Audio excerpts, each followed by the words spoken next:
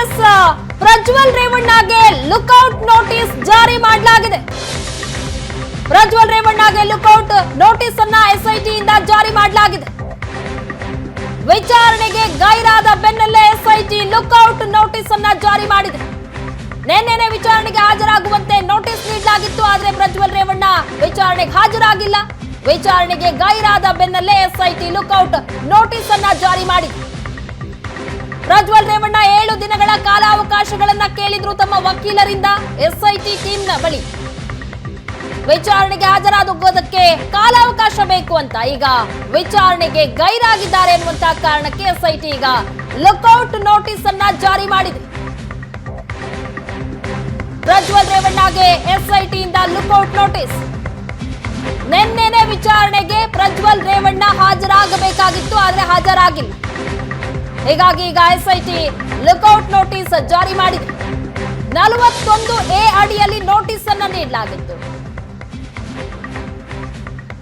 ಆ ಸಂದರ್ಭದಲ್ಲಿ ಯಾವುದೇ ರೀತಿಯಾದಂತಹ ಕಾಲಾವಕಾಶಗಳನ್ನ ಕೇಳದೆ ತಕ್ಷಣಕ್ಕೆ ಹಾಜರಾಗಬೇಕು, ವಿಚಾರಣೆಗೆ ಹಾಜರಾಗಬೇಕಾಗಿತ್ತು, ಆದ್ರೆ ಹಾಜರಾಗಿಲ್ಲ. ಇದರ ಬೆನ್ನಲ್ಲೇ ಎಸ್ಐಟಿ ಲುಕ್ಔಟ್ ನೋಟಿಸ್ ಅನ್ನ ಜಾರಿ ಮಾಡಿದೆ.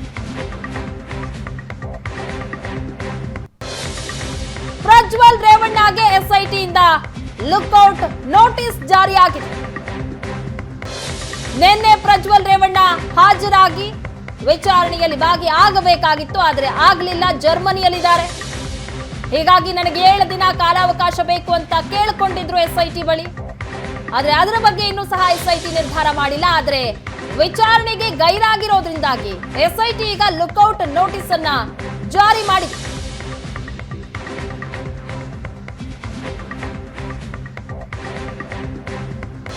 ಪ್ರಜ್ವಲ್ ರೇವಣ್ಣ ಕಂಡಲ್ಲಿ ವಶಕ್ಕೆ ಪಡೆಯುವಂತಹ ನೋಟಿಸ್ ಇದೆ. ವಿಚಾರಣೆಗೆ ಗೈರಾದ ಬೆನ್ನಲ್ಲೇ ಎಸ್ಐಟಿ ಲುಕ್ಔಟ್ ನೋಟಿಸ್ ಅನ್ನ ಈಗ ಜಾರಿ ಮಾಡಿದೆ. ಸಂಸದ ಪ್ರಜ್ವಲ್ ರೇವಣ್ಣ ಎಲ್ಲೇ ಇದ್ರೂ ಸಹ ಅವರನ್ನ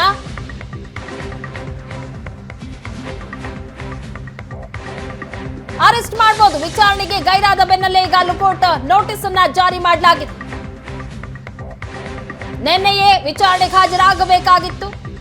ಅವರ ವಿರುದ್ಧದ ಆರೋಪಗಳಿಗೆ ಸ್ಪಷ್ಟನೆಗಳನ್ನ ಕೊಡಬೇಕಾಗಿತ್ತು ಎಸ್ಐಟಿ ಬಳಿ. ಆದ್ರೆ ವಿಚಾರಣೆಗೆ ಹಾಜರಾಗಿಲ್ಲ. ಈಗ ಲುಕ್ಔಟ್ ನೋಟಿಸ್ ಅನ್ನ ಜಾರಿ ಮಾಡಲಾಗಿದೆ. ಸಂಸದ ಪ್ರಜ್ವಲ್ ರೇವಣ್ಣ ಎಲ್ಲಿ ಕಂಡ್ರೂ ಸಹ ವಶಕ್ಕೆ ಪಡೆಯುವುದಕ್ಕೆ ಸೂಚನೆ ನೀಡಲಾಗಿದೆ. ಈ ಬಗ್ಗೆ ಹೆಚ್ಚಿನ ಡೀಟೇಲ್ಸ್ ಕೊಡ್ತಾರೆ ನಮ್ಮ ಪ್ರತಿನಿಧಿ ಚೇತನ್. ನೇರ ಸಂಪರ್ಕದಲ್ಲಿ ಜಾಯ್ನ್ ಆಗಿದ್ದಾರೆ. ಚೇತನ್, ಈಗ ಲುಕ್ಔಟ್ ನೋಟಿಸ್ ಅನ್ನ ಜಾರಿ ಮಾಡಲಾಗಿದೆ. ಮೊದಲ ನೋಟಿಸ್ ಕೊಡ್ಲಾಗಿತ್ತು, ಆದ್ರೆ ಕಾಲಾವಕಾಶ ಕೇಳಿದ್ರು. ಎಲ್ಲೋ ಒಂದ್ ಕಡೆ 2ನೇ ನೋಟಿಸ್ ಅನ್ನ ಇಶ್ಯೂ ಮಾಡುವಂತಹ ಸಾಧ್ಯತೆ ಇದೆ ಅಂತ ಹೇಳಲಾಗ್ತಾ ಇತ್ತು. ಈಗ ನೋಡಿದ್ರೆ ಲುಕ್ಔಟ್ ನೋಟಿಸ್ ಅನ್ನ ಇಶ್ಯೂ ಮಾಡಲಾಗಿದೆ. ಹೆಚ್ಚಿನ ಡೀಟೇಲ್ಸ್ ಕೊಡೋದಾದ್ರೆ ಪ್ರಗತಿ, ಇವಾಗ ಆಲ್ರೆಡಿ ಈಗಷ್ಟೇ ಬರ್ತಿರುವಂತಹ ಮಾಹಿತಿ ಪ್ರಕಾರ ಪ್ರಜ್ವಲ್ ರೇವಣ್ಣಗೆ ಇವಾಗ ಆಲ್ರೆಡಿ ಲುಕ್ಔಟ್ ನೋಟಿಸನ್ನು ಎಸ್ಐಟಿ ತಂಡ ಕೊಟ್ಟಿರುವಂಥದ್ದು. ಅಂದರೆ 15 ದಿನಗಳ ಕಾಲ ಒಂದು ಕಾಲಾವಕಾಶವನ್ನು ಕೊಡಿ ಅಂತ ಅಂದ್ಬಿಟ್ಟು ಒಂದು ಮನವಿಯನ್ನು ಪ್ರಜ್ವಲ್ ರೇವಣ್ಣ ತಮ್ಮ ವಕೀಲರ ಮುಖಾಂತರ ಮಾಡ್ಕೊಂಡಿದ್ರು. ಆದರೆ ಅವರ ವಕೀಲರ ಮನವಿಗೆ ಯಾವುದೇ ರೀತಿಯಾದಂತಹ ಸ್ಪಂದನೆಯನ್ನು ಎಸ್ಐಟಿ ಅಧಿಕಾರಿಗಳು ನೀಡಿಲ್ಲ. ಮತ್ತು ಈ ಬಗ್ಗೆ ನಿನ್ನೆ ಒಂದು CM ಸಿದ್ದರಾಮಯ್ಯ ಅವರು ಕೂಡ ಪ್ರಧಾನಿಗೆ ಪತ್ರವನ್ನು ಕೂಡ ಒಂದು ಬರೆದಿದ್ರು. ಅಂದರೆ ಈ ಒಂದು ಪ್ರಕರಣದ ಆರೋಪಿ ತಪ್ಪಿಸ್ಕೊಂಡಿದ್ದೇನೆ, ಆತನನ್ನು ಕರೆತರುವಂತಹ ಕೆಲಸ ನೀವೇ ಮಾಡಿ ಅಂತ ಅಂದ್ಬಿಟ್ಟು ಒಂದು ಲೆಟ್ರನ್ನು ಕೂಡ ಬರ್ತಿತ್ತು. ಈ ಎಲ್ಲ ಬೆಳವಣಿಗೆಯ ಮಧ್ಯೆಯೇ ಇದೀಗ ಲುಕ್ಔಟ್ ನೋಟಿಸನ್ನು SIT ಅಧಿಕಾರಿಗಳು ಜಾರಿ ಮಾಡಿದ್ದಾರೆ. ಜಾರಿ ಮಾಡಿರೋ ಬಗ್ಗೆ SIT ಮೂಲಗಳ ಒಂದು ಮಾಹಿತಿಯನ್ನು ನಮಗೆ ಕೊಡ್ತಿರೋ ಅಂಥದ್ದು. ಹೀಗಾಗಿ ಪ್ರಜ್ವಲ್ ರೇವಣ್ಣ ಇಮಿಡಿಯೇಟ್ಲಿ ಒಂದು ಹಾಜರಾಗಬೇಕಾಗತ್ತೆ ವಿಚಾರಣೆಗೆ. ಅವರನ್ನು ಹುಡುಕಿ ತನ್ನಿ ಅಂತ ಅಂದ್ಬಿಟ್ಟು ಒಂದು ಲುಕ್ಔಟ್ ನೋಟಿಸ್ ಆಗಿರೋದ್ರಿಂದ ಎಲ್ಲ ಒಂದು ರಾಜತಾಂತ್ರಿಕ ಅಧಿಕಾರಿಗಳಿಗೆ ಒಂದು ಲೆಟರ್ ಹೋಗುತ್ತೆ. ಮೊದಲಿಗೆ ಒಂದು SIT ಕೊಟ್ಟಿರುವಂತಹ ಲುಕ್ಔಟ್ ನೋಟಿಸ್ ಎಲ್ಲ ಇಂಟರ್ನ್ಯಾಷನಲ್ ವಿಮಾನ ನಿಲ್ದಾಣಗಳಿಗೆ ತಲುಪುತ್ತೆ.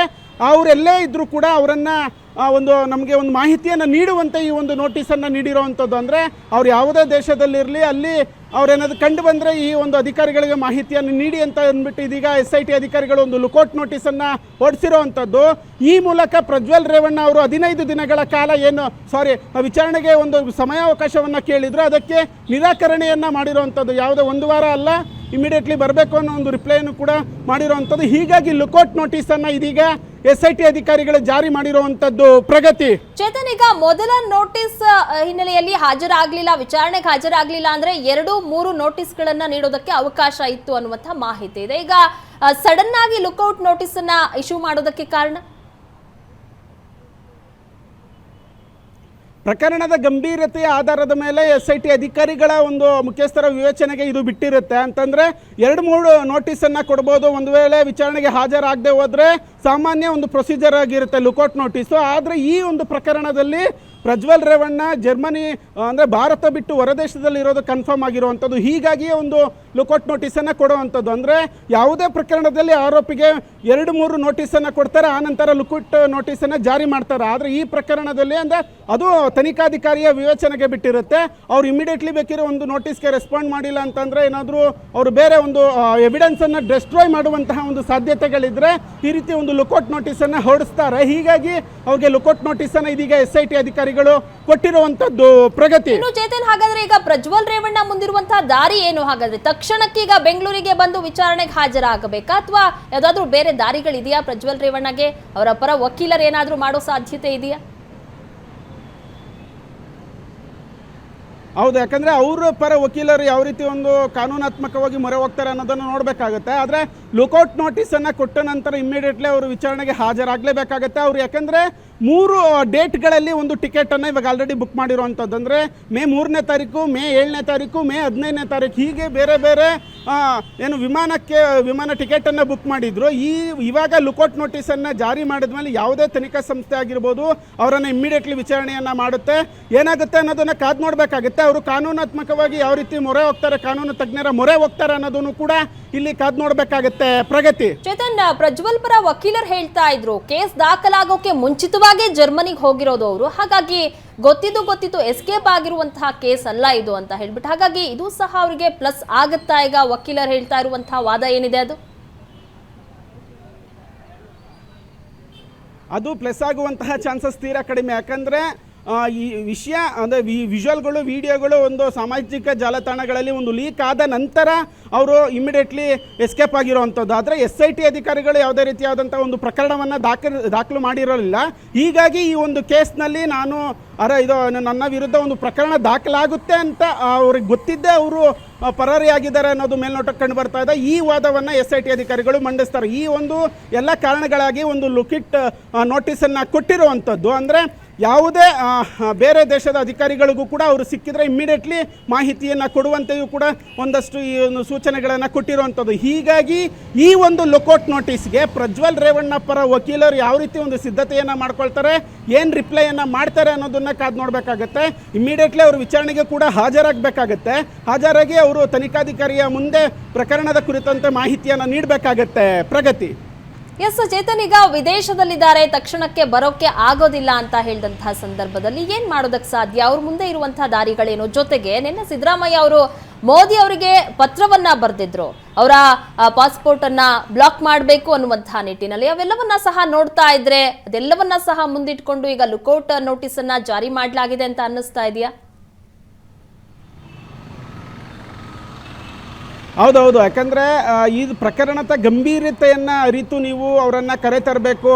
ಅಂದರೆ ಈ ರೀತಿ ಒಂದು ಗಂಭೀರವಾದಂತಹ ಲೈಂಗಿಕ ದೌರ್ಜನ್ಯ ಪ್ರಕರಣ. ಹೀಗಾಗಿ ನೀವೇ ಒಂದು ಮಧ್ಯಸ್ಥಿಕೆಯನ್ನು ವಹಿಸಿ ಏನು ಆರೋಪಿ ಏನಿದ್ದಾನೆ ಆತನನ್ನು ಹೊರ ದೇಶದಲ್ಲಿ ಇರುವಂತಹ ಆರೋಪಿಯನ್ನು ಕರೆತರಬೇಕು ಅಂತ ಒಂದು ಪತ್ರವನ್ನು ಬರೆದಿದ್ರು.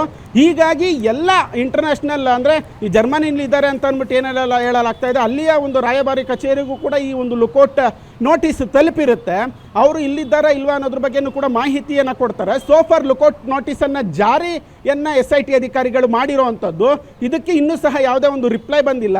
ಏನಾಗುತ್ತೆ ಅಂತ ನೋಡಬೇಕಾಗತ್ತೆ. ಮತ್ತು ಲುಕೌಟ್ ನೋಟಿಸ್ ಜಾರಿನ ಮಾಡಿದ ನಂತರ ಆರೋಪಿಯು ಕೂಡ ವಿಚಾರಣೆಗೆ ಹಾಜರಾಗಬೇಕಾಗತ್ತೆ. ಆದರೆ ಕಾನೂನಾತ್ಮಕವಾಗಿ ಯಾವೆಲ್ಲ ಒಂದು ಪ್ರೊಸೀಜರ್ ಇದೆ ಅನ್ನೋದನ್ನು ಕೂಡ ಕಾದು ನೋಡಬೇಕಾಗತ್ತೆ. ಅವರ ವಕೀಲರು ಯಾವ ರೀತಿ ವಾದವನ್ನು SIT ಅಧಿಕಾರಿಗಳ ಮುಂದಿಡ್ತಾರೆ ಏನು ಅನ್ನೋದನ್ನ ಸದ್ಯದ ಕುತೂಹಲವಾಗಿರುವಂಥದ್ದು. ಥ್ಯಾಂಕ್ ಯು ಚೇತನ್, ನಿಮ್ಮೆಲ್ಲ ಡೀಟೇಲ್ಸ್ಗಾಗಿ.